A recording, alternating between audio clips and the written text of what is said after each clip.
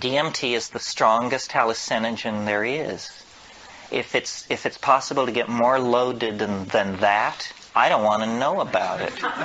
And I say so when I'm there. I say, my God, if you can get more loaded than this, keep it away from me. So that's it. It's the strongest. It's also the shortest acting. DMT, when smoked, in most people, is return you to normal in under 10 minutes. Under 10 minutes. Now, this is interesting because people who think there's nothing to this, who should actually invest the 10 minutes to find out what's, a 10-minute DMT trip is worth 20 years of academic pharmacology, art history, psychology, and all this other malarkey. Because then you just say, okay, I got it. Another very interesting thing about DMT is it occurs naturally in the human brain. Well, now what's going on here? He's saying the strongest drug, the fastest drug, is the most natural drug. It means that, you don't have to sail off into 3-hydroxy-4-pyridyl N-methyl marubishtik or something like that to get into the exotic realms. No, a human metabolite, which takes only 10 minutes to undergo its entire exfoliation and quenching, is the strongest of all. Well, then what is it? What does strong mean? What is a strong psychedelic?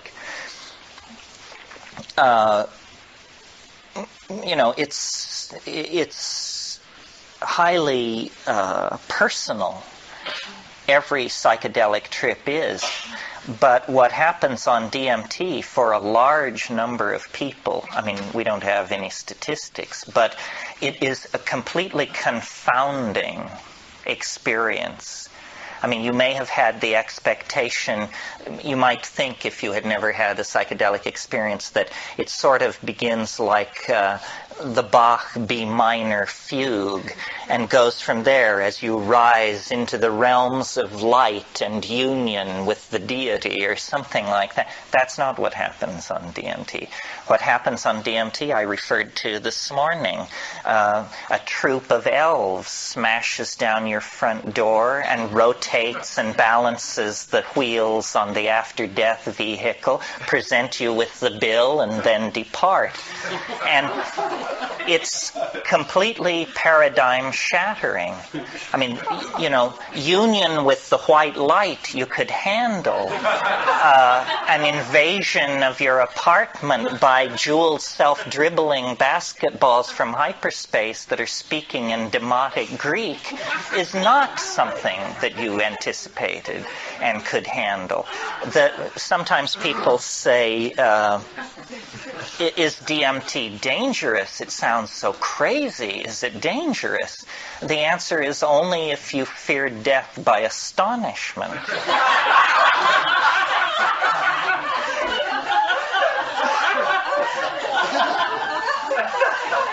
Remember how you laughed when this possibility was raised, and a moment will come that will wipe the smile right off your face.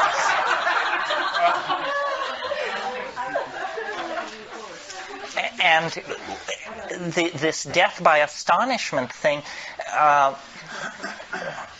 one thing about it, let me say a little bit more about it. One thing that endears DMT to me is, I like to say, it doesn't affect your mind. It doesn't seem to affect your mind. In other words, you don't change under the influence of DMT.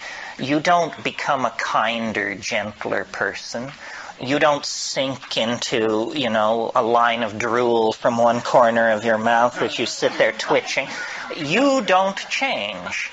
What happens is the world is completely replaced. Instantly, 100%, it's all gone. And what is put in its place, not one iota of what is put in its place was taken from this world.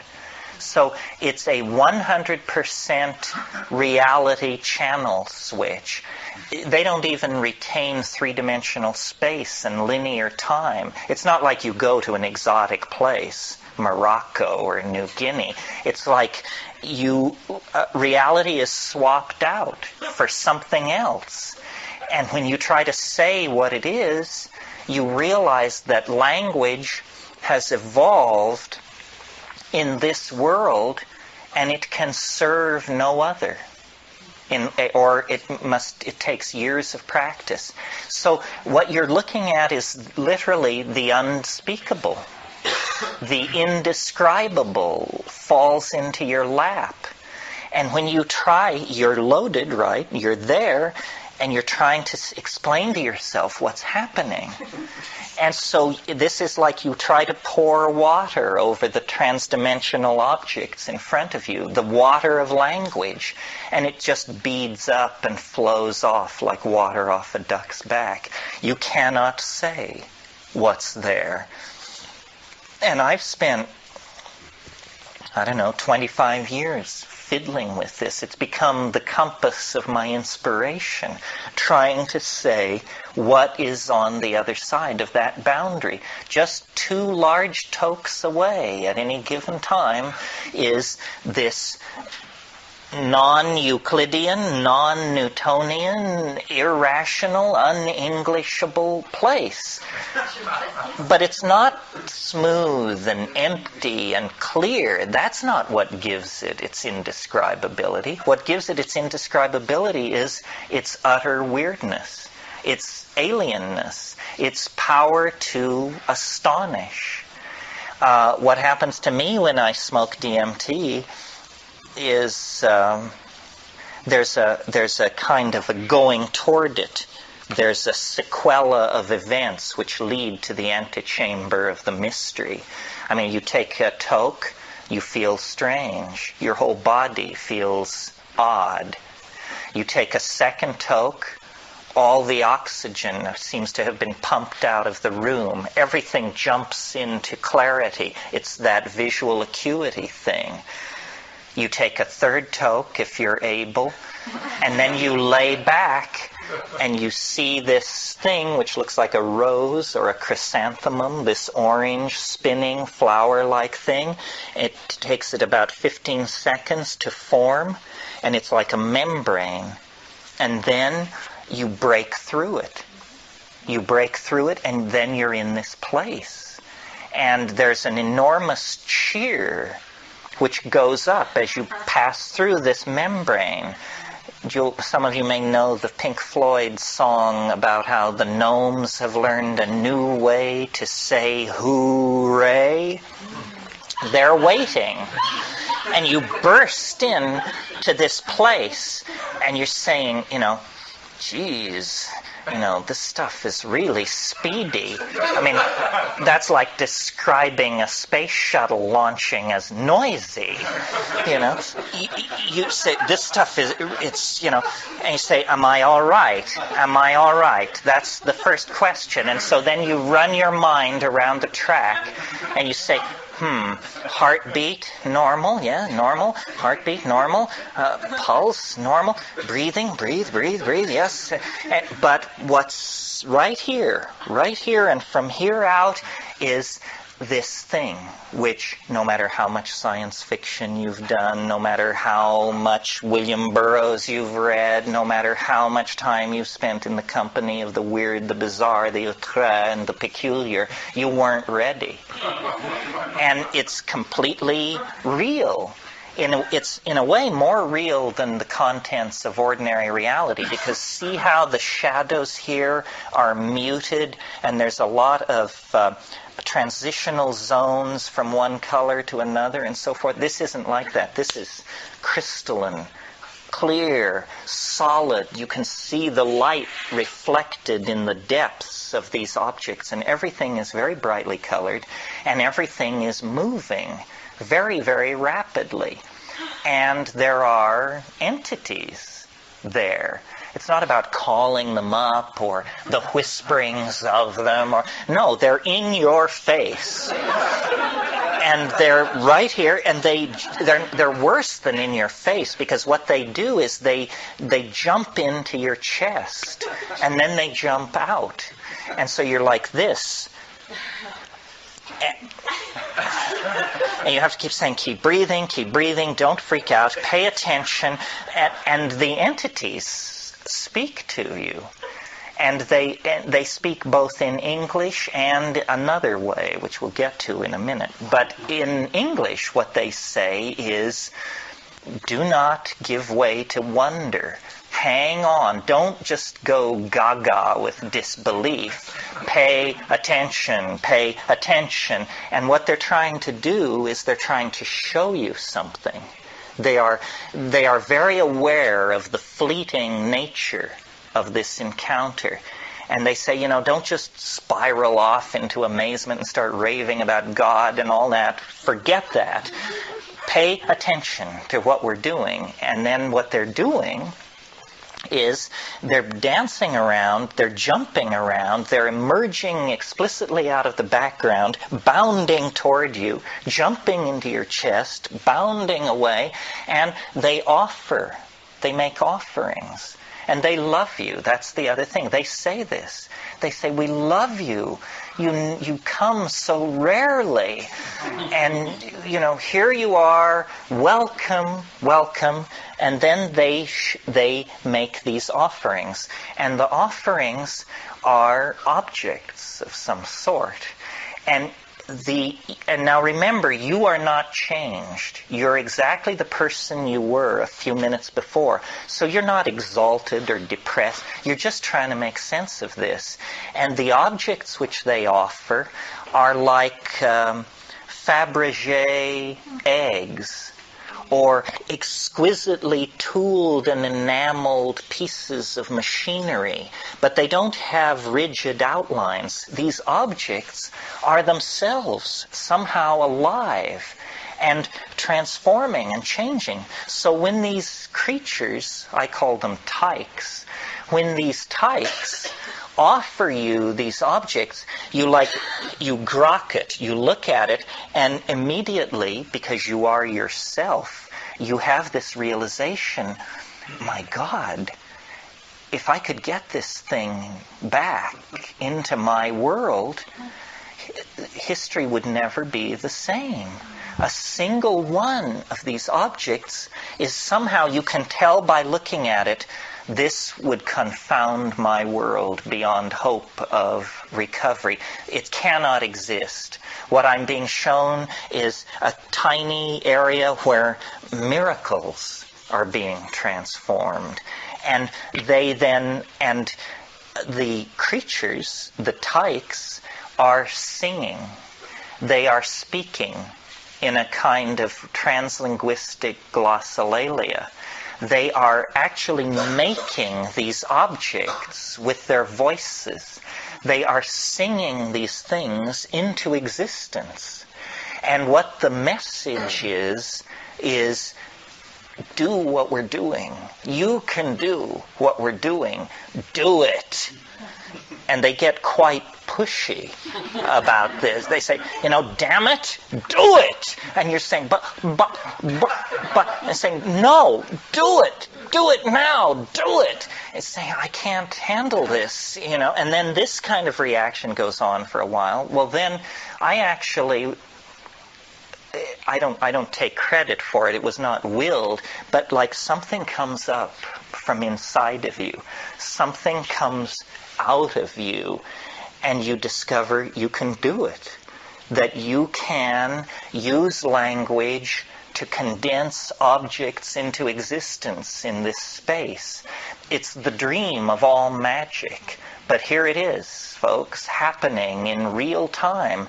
And then they're just delighted. They just go mad with delight and turn somersaults and turn themselves inside out. And they all jump into your chest at once. And after many encounters of this sort, when I first did DMT, I couldn't bring anything out of it. I just said, no, it's the damnedest thing I've ever encountered, and I can't say anything about it, and I don't think I ever will be able to say anything about it. But by going back repeatedly and working at it, I think I've gotten a pretty coherent, well, let's not go that far. I think I've got a pretty clear metaphor, anyway, for what's happening in there. And I think a lot of people have this experience. When you talk to shamans, they say, oh, well, yes, the helping spirits. Those are the helping spirits. They can help you cure, find lost object. You didn't know about helping spirits? I said, well, I knew, but I had no idea, that it was so literal. Say, oh, no, that's the helping spirits. But then the other thing they say, if you press a shaman, if you say, well, what exactly is a helping spirit? Say, well, a helping spirit is an ancestor. Say, you mean to tell me that those are dead people in there? Say, well, yes, ancestor, dead person. You didn't know about ancestors, apparently. This is what happens to people who die. And you say, my God, is it possible that what we're breaking into here is an ecology of souls?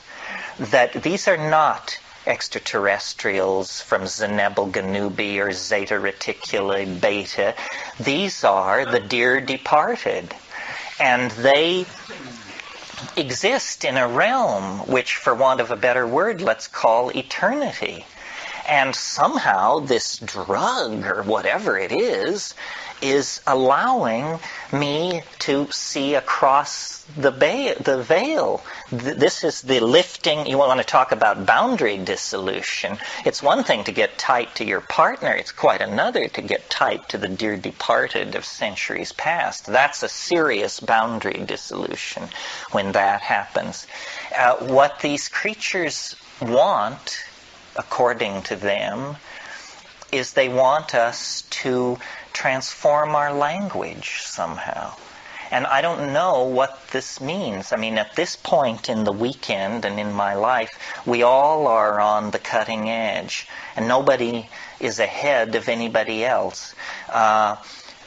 Clearly we need to transform our language, because our culture is created by our language, and our culture is toxic, murderous, and on a downhill bummer. Somehow we need to transform our language. But is this what they mean? That we're supposed to condense machines out of the air in front of us?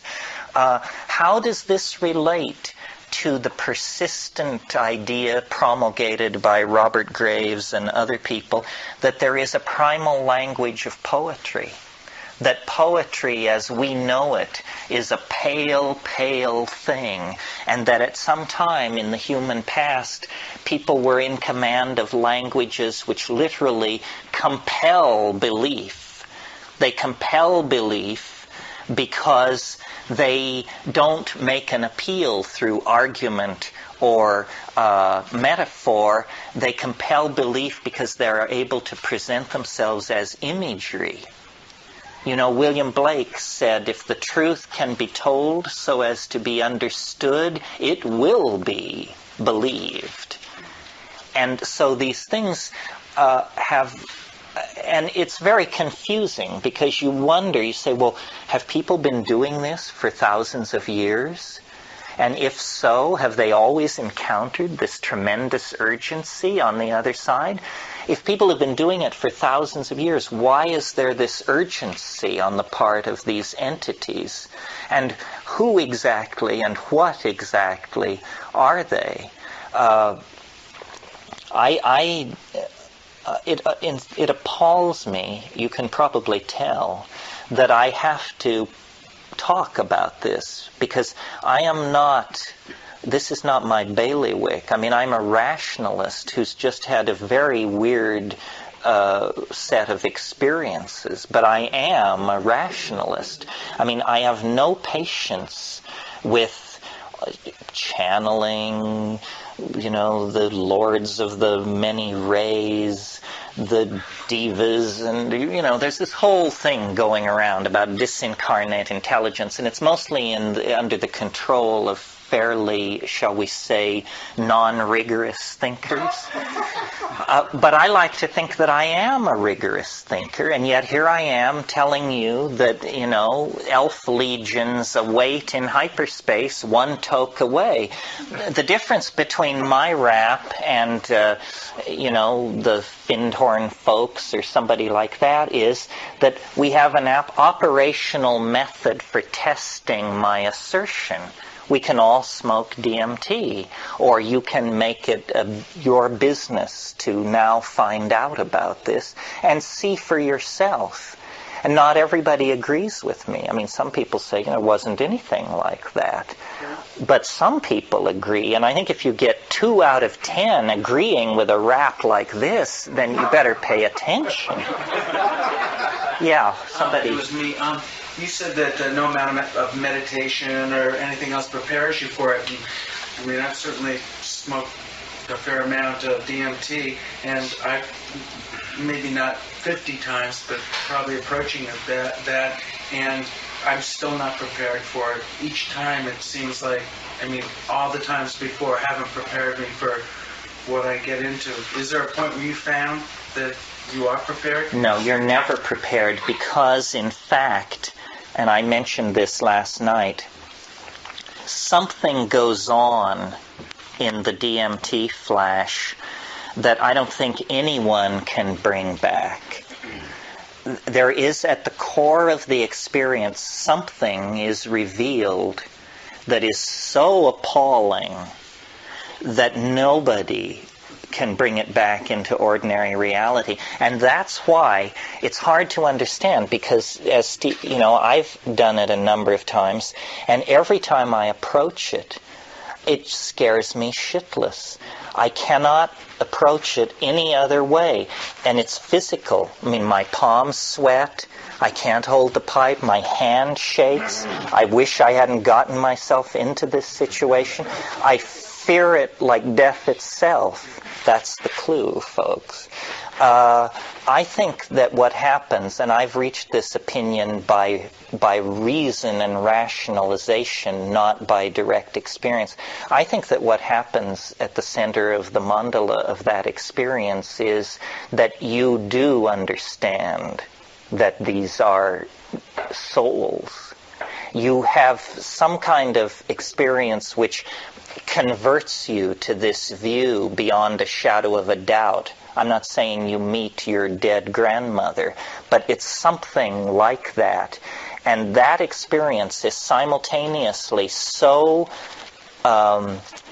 affirming and at the same time so paradigm shattering that you can't retain it.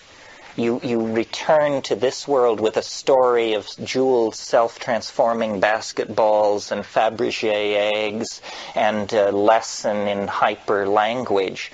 But there is a moment, I think, where you find out something truly, truly paradigm shattering that you can't even tell yourself. It's such an appalling revelation.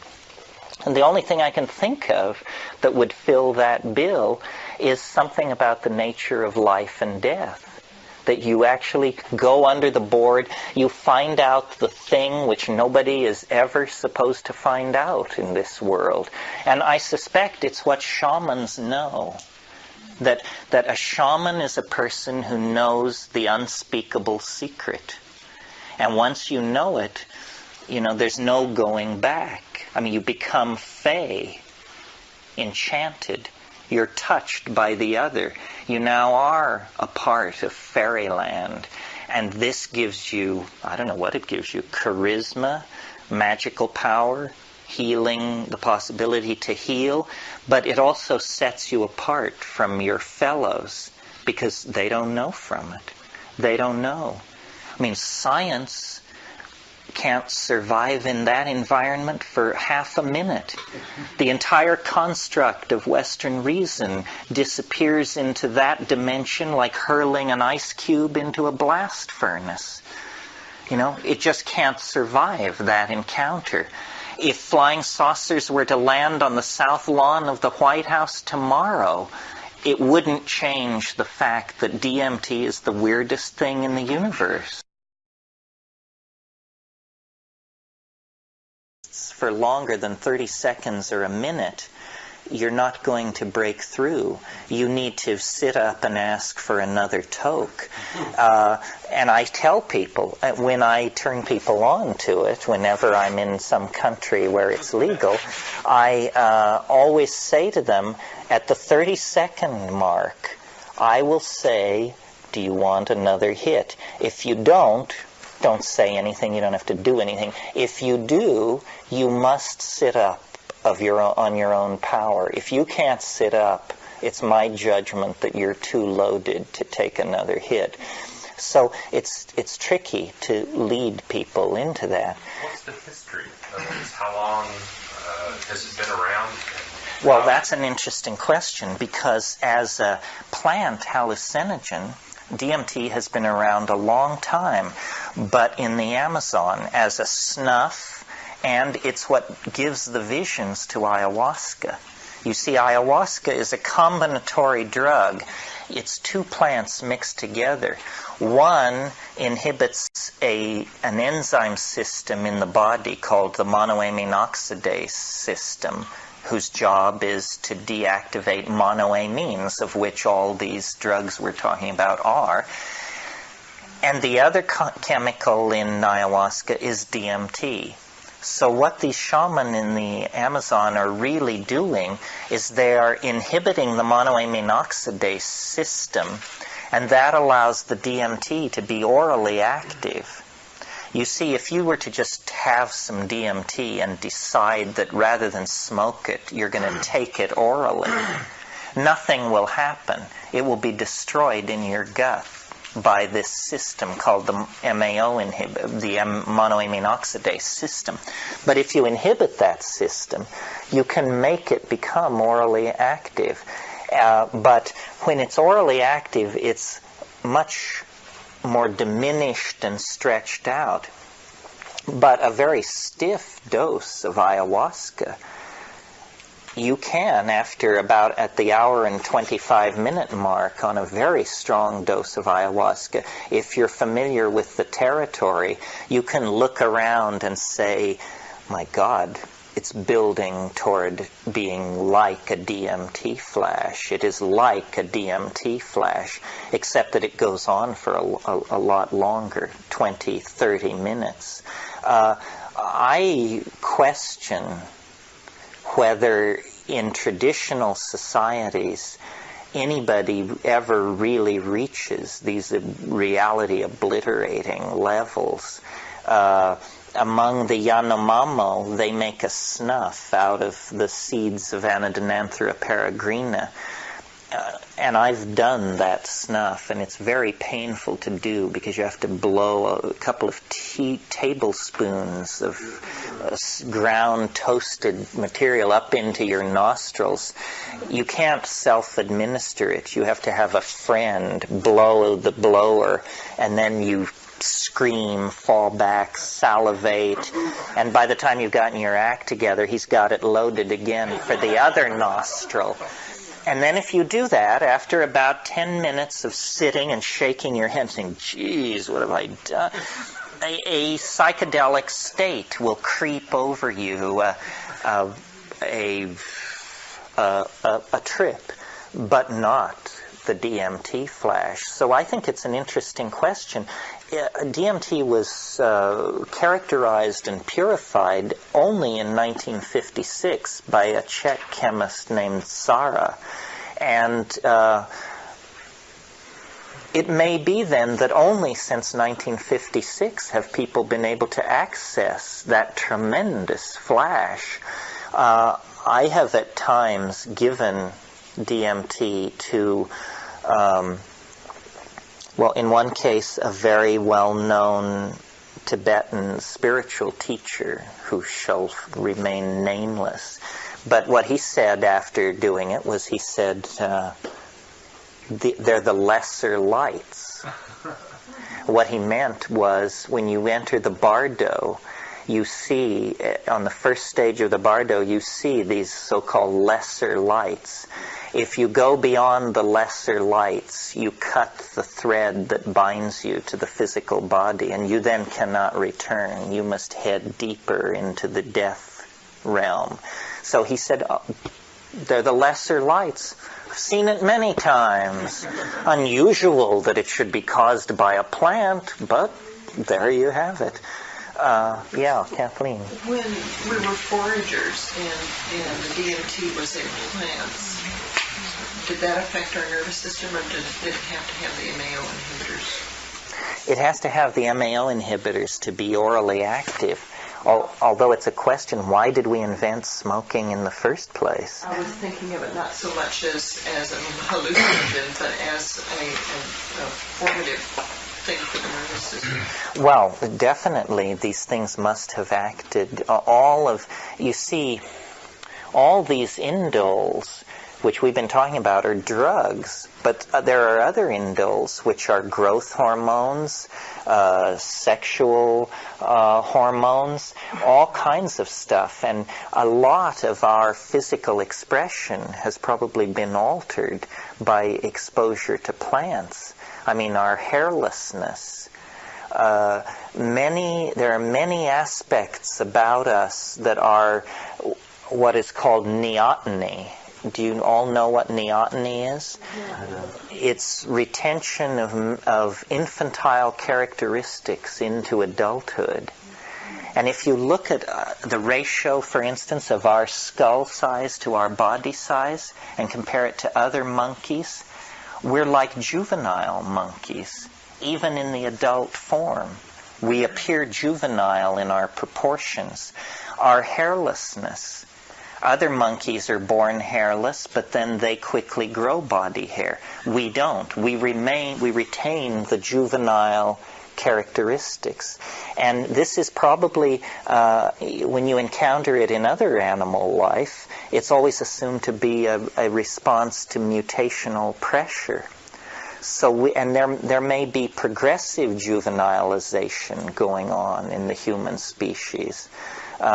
If sex gets any more dangerous, I think probably it will be eliminated as a method of reproduction, and we'll go to vats.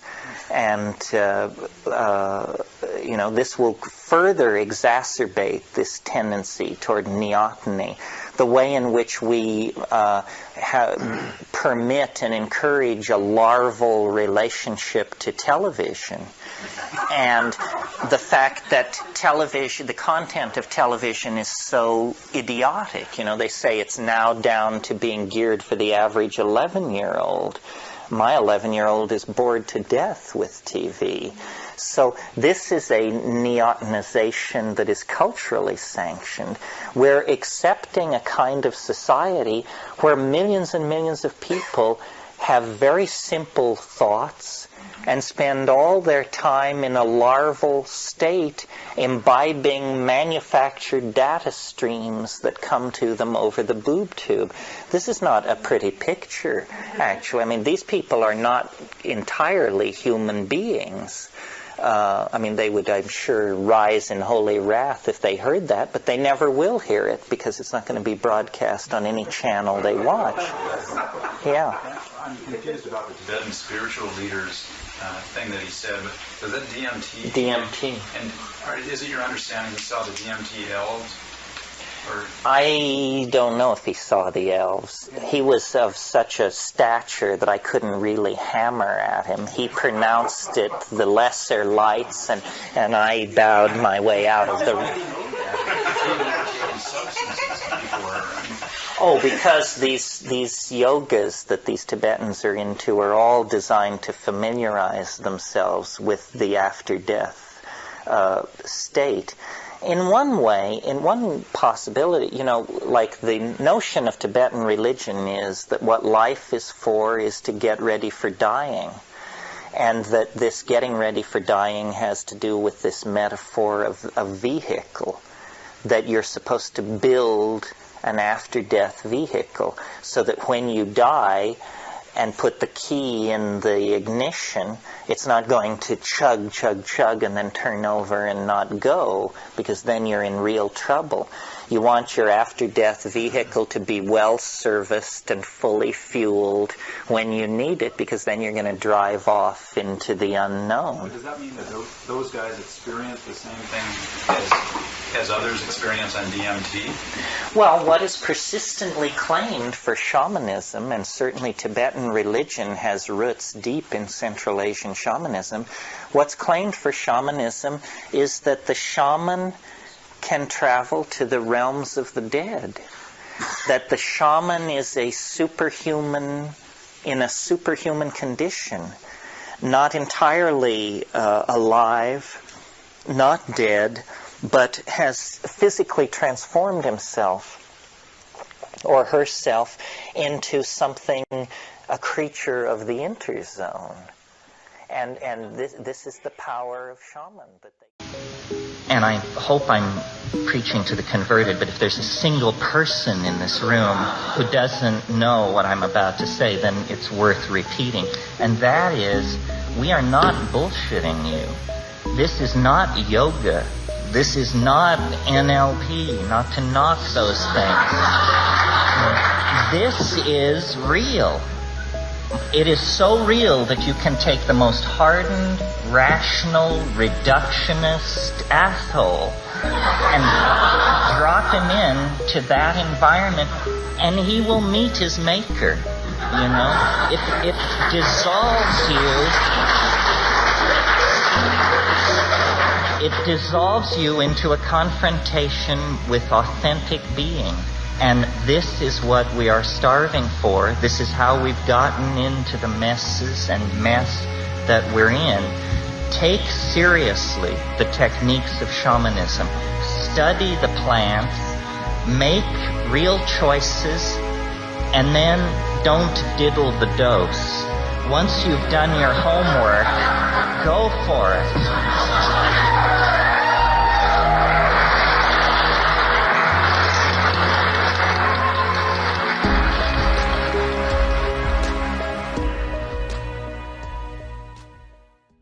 Challenging the psychedelic experience becomes, because the less capable of entertaining the implications you are.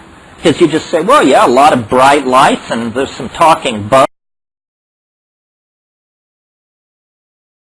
To this point, what I've said could be imputed to be just talk about a superb psychedelic drug. And so they're saying, oh, well, so this guy advocates the use of a superb psychedelic drug. It seems reasonable or unreasonable, depending on where you went to church. But it's not that paradigm challenging. But what is paradigm challenging is the content of the experience. The content of the experience is completely mind-boggling.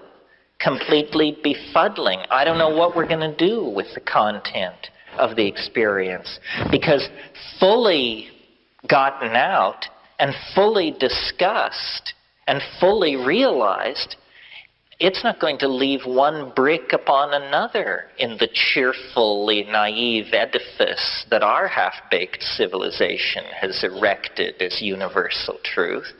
We're not going to, science is not going to be able to survive the encounter with the psychedelic experience, because it is not an encounter with the Freudian, the repressed memories of your miserable and battered childhood or whatever it is you went through, and it isn't even an encounter with the miserable memories of the battered childhood of the human species that we all went through, a la Carl Jung. That is all there. But that's in the hallway where you hang your hat and the antechamber where they take your coat. The main event, folks, doesn't even have anything to do with the psychology of human beings. The main event is another dimension. A dimension so bizarre, so titanically peculiar, so strange, so unanticipated by our language, our history, our literature, that it is literally like the discovery of another world. And And there's life in that world. Now, a funny thing about discovering new worlds is that you usually, when you get the new world all mapped out, you usually discover that there's somebody living there. And for them, it's not the new world at all. And, you haven't discovered anything. You've just shown up in the middle of their scene with a distorted rap, sort of like Christopher Columbus.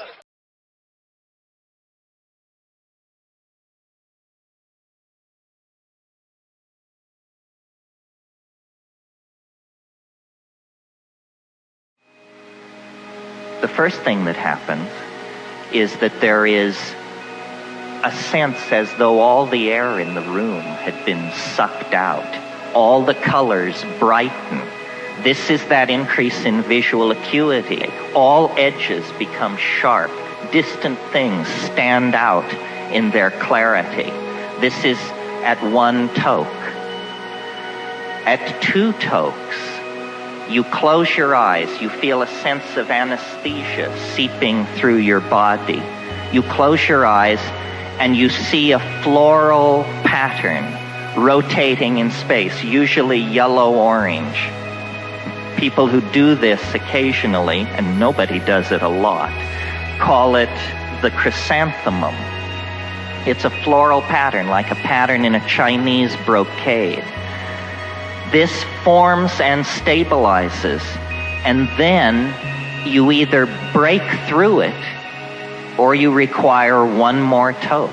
So, you take, let us assume, a 3rd toke, long and slow, through a glass pipe. You vaporize this stuff, and you take it in and in and in, and there is definitely somewhere in here a threshold which you must exceed. And when you do that, this membrane-like thing, this chrysanthemum, will actually part, and there is a sound like the crumpling of a plastic bread wrapper or the crackling of flame. A friend of mine says this is the radio intellecty of your soul exiting through the anterior fontanelle at the top of your head. Could be.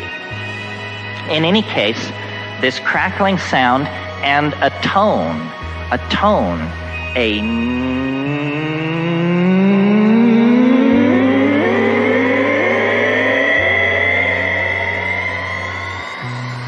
and then there's this impression of transition, and you're now 20 seconds deep into this experience. There's an impression of transition. It's as though there were a series of tunnels or chambers that you are tumbling down, being propelled by some kind of muscle behind you that is pushing you. I mean, yes, birth canal, yes, of course. But anyway, a tunnel, and what I've noticed about this tunnel is the walls and ceiling flux and come down to meet each other, and where they touch, they pull apart with a... And then you're propelled into the next space, and then the next, and then you are there. Where is there? It's underground. How you know this, you cannot say, but there is an irreconcilable sense of enormous mass surrounding you. In other words, you are underground. You're at the center of a mountain or something, and you're in a room which aficionados call the dome. And people will ask each other, did you see the dome? Were you there? And the walls, if such they be, are crawling with geometric hallucinations, very brightly colored, very iridescent, with deep sheens and very high reflective surfaces. Everything is machine-like and polished and throbbing with energy, but that is not what immediately arrests my attention. What arrests my attention is the fact that this space is inhabited, that the immediate impression as you break into it is there is a cheer. You break in to this space and are immediately swarmed by squeaking, self-transforming elf machines. These things which are made of light and grammar and sound that come chirping and squealing and tumbling toward you, and they say, "Hooray! Welcome! You're here!" And my immediate impression, no matter how many times I do this, and I've done it maybe 30 or 40 times, which isn't a lot in a lifetime of worshiping it, my immediate impression is that they are welcoming. Hooray! Welcome! You're here! How wonderful that you're here! You come so rarely. We're so delighted to see you.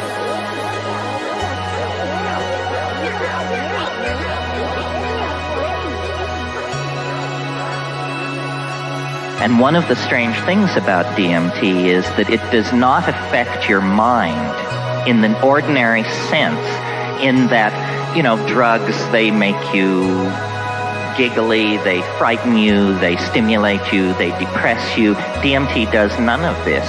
You go to that place with all your groceries. You're there, and you're there thinking, Jesus H. fucking Christ, what is this? What is it? And you're thinking, I must be dead. I've done it this time. I must be dead. And so you think, heart, yes, heart, pulse, yes. And meanwhile, these things are literally in your face. And what they do is they jump into your chest, and then they jump out again. And what they're doing, and this is the point, I think, what they're doing is they are singing, chanting, speaking in some kind of language that is very bizarre to hear. But what is far more important is that you can see it. They speak in a language which you see. And this is completely confounding, because syntax is not something you ordinarily reach out and touch. And in this space, that's what's happening. And so, like jeweled, self-dribbling basketballs, these things come running forward. And what they are doing with this visible language that they create is they're making gifts. They're making gifts for you. And they will say,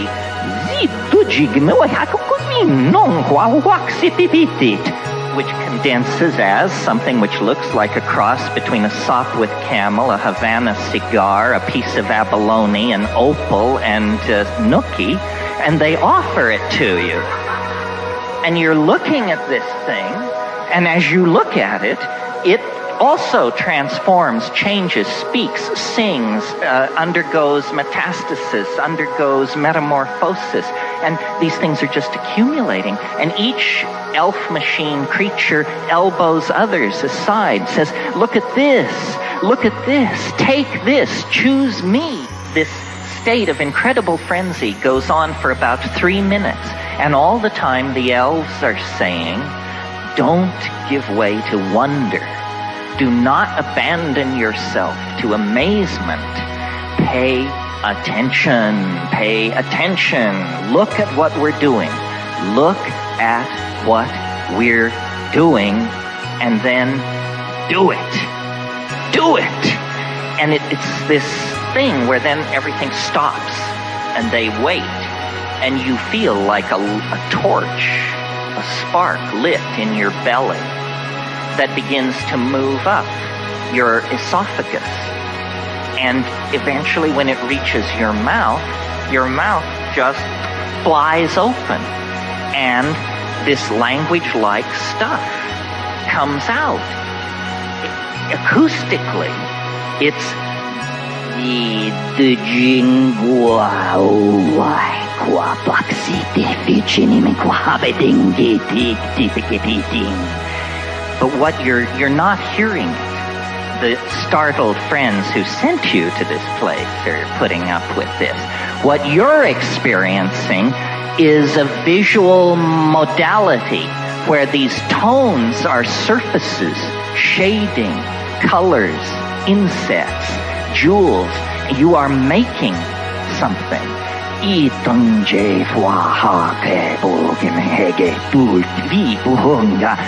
Erase, move forward, add cerulean, put in stippling. It's that sort of thing. And they go mad with joy when you do this. So, this is an experience which in some form, I mean, it will be different for each one of you, but in some form, at least what will be similar to my description is how dramatic it will be. It will hit you as hard as it hit me if you do it right. This, to me, this experience is of a fundamentally different order than any other experience this side of the yawning grave. And why religions have not been built around it, why empires have not risen and fallen around the control of its sources, why theology has not enshrined it as its central exhibit for the presence of the other in the human world, I don't know. I can tell the secret. As you notice, nothing shuts me up. But a long, long time ago, I took an oath to tell all secrets that came my way. So, how can it be, then, that a compound which each of us carries right here, right in the pineal gland, right in the Ajna chakra, the Philosopher's Stone is no further away than that? How can this be secret from us? How can we be trapped in a dimension of such limitation and such mundaneness when our own nervous systems and the ecology around us and our own history over the past 500,000 years argues that this is what we were born and bred for? This is where we belong. This is what at play in the fields of the goddess must mean. And somehow history has made us dysfunctional, buried the mystery, made it, if at best, a piece of secret knowledge jealously guarded by somebody. I mean, I don't know. There are lots of mystery cults and secret societies in the world. I don't know if any of them are guarding DMT as a secret. It may be so. No one told me to keep my mouth shut. If this is not the secret that these lineages are guarding, then they're guarding an empty house. This is the secret.